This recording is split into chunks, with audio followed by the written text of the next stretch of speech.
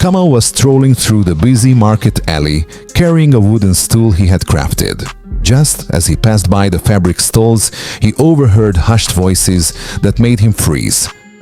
"Do you always smile like that, or is it just for me?" Kamau's nephew asked in a playful tone. Achieng giggled softly, leaning in closer. "I don't waste my smiles on boys who don't deserve them. But you, you're different." The nephew chuckled. Different enough to steal a kiss. Achieng's eyes sparkled mischievously as she looked around. Without a hint of hesitation, she grabbed his collar and whispered, "If you dare, you'd better make it worth the scandal." Before he could react, she pulled him into a quick, daring kiss, reckless and bold. At that very moment, Kamau's voice cut through the air like a knife. "Achieng, what are you doing with my blood?"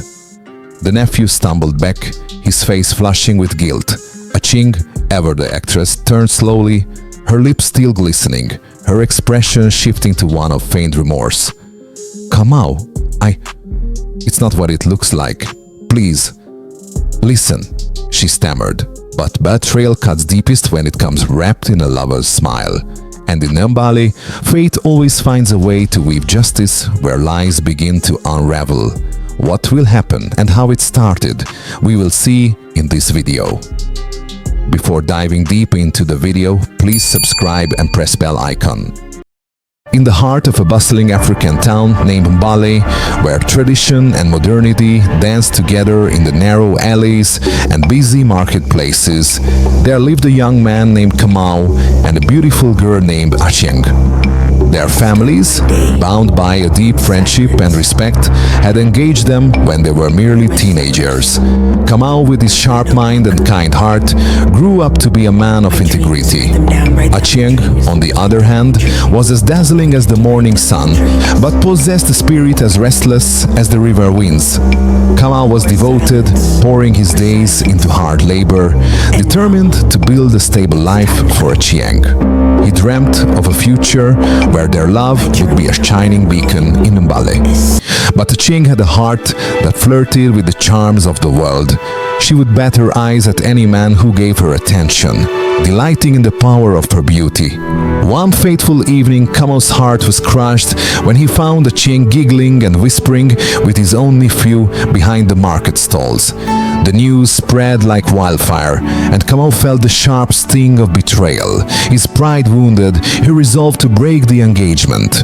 But Achieng was cunning. With tears cascading down her cheeks, she fell at Kamau's feet, wailing and begging for forgiveness. "Kamau, my heart belongs only to you. It was foolishness, a mistake I deeply regret. I swear on my mother's grave I will never look at another man," she pleaded. Kamau, with a heart too soft for his own good, relented, but his forgiveness came with a condition. One more betrayal, Achieng, and this bond shall break forever. Satisfied, Achieng smirked within. She believed she had once again outwitted Kamau, but the fox's greed knows no limits. Not long after, she secretly began an affair with Kamau's wealthy cousin, Otieno. Unlike Kamau, Otieno was rich, flamboyant, and loved to show off his status. Together, Achieng and Otieno wove a web of deceit, eventually forcing a public breakup with Kamau. The engagement was shattered. Kamau was devastated. His dreams lay in ruins, but instead of drowning in sorrow, he buried himself in work. He channeled his pain into his small carpentry business. The days turned into months, and months into years. His hands, once calloused by labor, now crafted fine furniture, admired across Mbale and beyond. Kamau's humility, hard work, and growing success drew the attention of elders and merchants alike. Meanwhile, Achieng married Otieno in a lavish ceremony. The town buzzed with tales of their opulence, yet beneath the glittering surface, cracks began to appear. Otieno, spoiled and arrogant, viewed Achieng as just another ornament. His affections were as fickle as the wind.